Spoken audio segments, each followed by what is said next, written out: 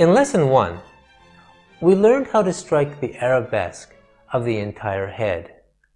And then we checked its accuracy using our acetate template. When we strike the arabesque of the head, what we're actually doing is we're drawing the portrait from the outside in.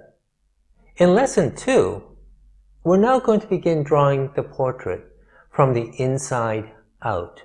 And this will work in conjunction with drawing from the outside in for a much greater accuracy of our drawing. So what we're going to do is we're going to establish the structural landmarks within the facial arena. Now, when we began our arabesque, we want to establish the tilt of the whole head. In other words, from the mental protuberance to the apex of the drapery. What we need now is we need to establish the facial angle. So I'm going to let my eyes fall into focus. Remember, we take our best guess first and then we check. So from the center of the mental protuberance, it's about that angle. Now to get the facial angle, I'm going to hold my knitting needle up to the photograph, my elbow straight, and from the middle of the mental protuberance, and right between the eyebrows, I'm getting that facial angle and directly correspond it to my drawing as such. All of my facial features will now have to align perpendicularly along the axes of the facial angle. Our first, most important horizontal landmark is the brow ridge. And this is this heavy bony protuberance upon which our eyebrows sit. And its anatomical term is a supraorbital eminence. Now, it's a fairly thick bony structure. And what I want to look for is a specific landmark. And on the photograph there's a small crease that's right on what is called the superciliary arch. And it's about right here on me. We want to be quite specific because a portrait can be quite unforgiving. So, letting my eyes fall into soft eye, I'm going to take my best guess. I'm asking myself, where does that crease on the superciliary arch relate to the overall length of the head? It looks pretty darn close to halfway for me, and my best guess is it's right here. So we take our best guess first, and then we're going to sight. And I want to check the accuracy of that first guess. So my arm outstretched, elbow locked, looking through my one eye. My knitting needle is right on that crease on that superciliary arch. My thumbnail is on the mental tubercle. Remember, that's the base of the chin. Keeping my arm steady, I move up the knitting needle so that my thumbnail is now at that crease of the superciliary arch, and I'm noting where my knitting needle is. And it goes right to the top of the turban. In other words, the landmark that I chose just happened to be exactly halfway. And so now I'm just going to check that on my drawing and make sure that that was indeed placed correctly. And that looks pretty good. That's the first landmark. From my first landmark, that all-important brow ridge, or that crease that's actually on the superciliary arch, I want to now go for the base of the nose. It's just right here. And underneath the flesh and cartilage, there's a little bony protuberance. It's called the anterior nasal spine, We don't see it, but it's a good term to know, just so that we have a common language, which is our terminology. Once again, letting my eyes fall into a soft focus, I want to apprise where exactly that base of the nose or the anterior nasal spine is relative to my landmark, this horizontal crease at the superciliary arch, and the mental tubercle. My best guess is here. Now I'm going to sight. From mental tubercle to the base of the nose, which we're calling the anterior nasal spine. Check that upwards, and I find it's just a little bit above our initial landmark, the crease. And so I now have my checkpoint. My checkpoint is right here. Okay? The base of my nose is just a little bit above halfway. So as we've already know from Mastering Portrait Drawing 1 and 2, okay, that's our checkpoint. The smallest distance will most likely be the most accurate distance. And now let's just check that. Thumbnail is on my checkpoint. Finally adjust my knitting needle. Okay. And that's as accurate as we're going to get that.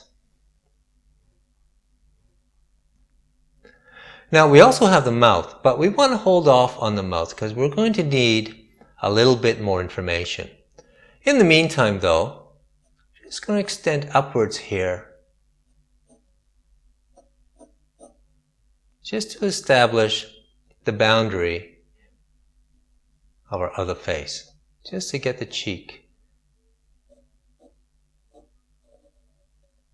in there. Just make these lines a little heavier, make sure we can see them. Now having placed the base of the nose, we now want to go back up the head, and I want to get where the turban meets the top of the forehead. So again, I'm going to go into soft eye, and now this is our landmark. This is that horizontal crease. Don't get tricked into up here, okay, at the brow. Okay, it's a little trickier here. My best guess is it's going to come right there. And once again, just as we did with the supraorbital eminence and the base of the nose, we're going to sight and we're going to check. Okay.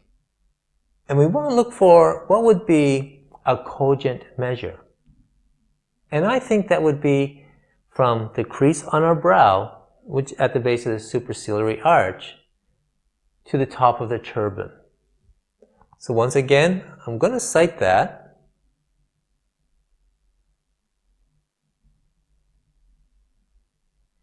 And that too seems to be exactly halfway. From here to here actually equals my nose to that previous checkpoint.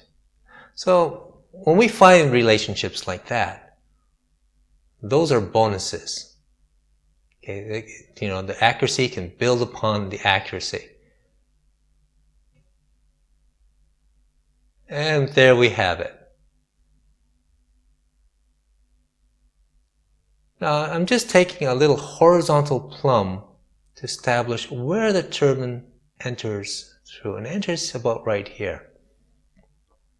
Now carefully observing the angles of this drape, of this turban, just going to strike it in.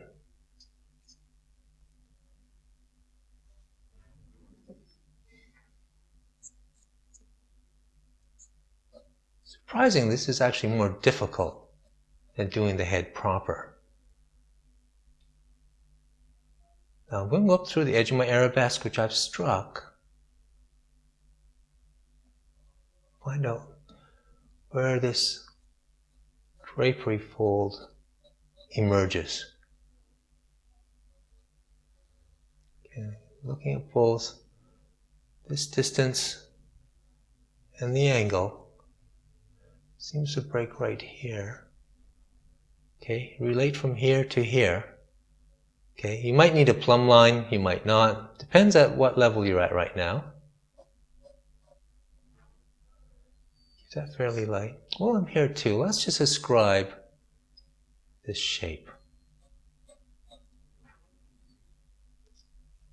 Okay. Those of you who have taken beginning to draw, this should just be a piece of cake. That's your initial training.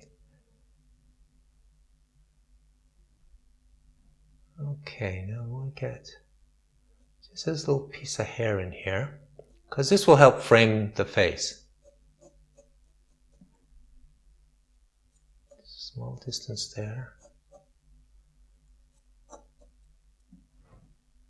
Okay, and maybe two will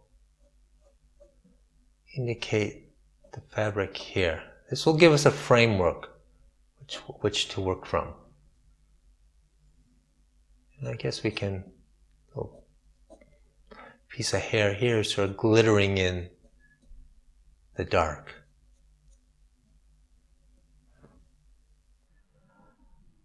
The last element within our facial arena is the mouth. And this distance is actually so small that we can't really measure or check it. It has to be felt. Now, what I'm going for is the interstice of the upper lip. Well, right here. And at this juncture of training, we should be able to get it pretty good. Now, just a word of warning.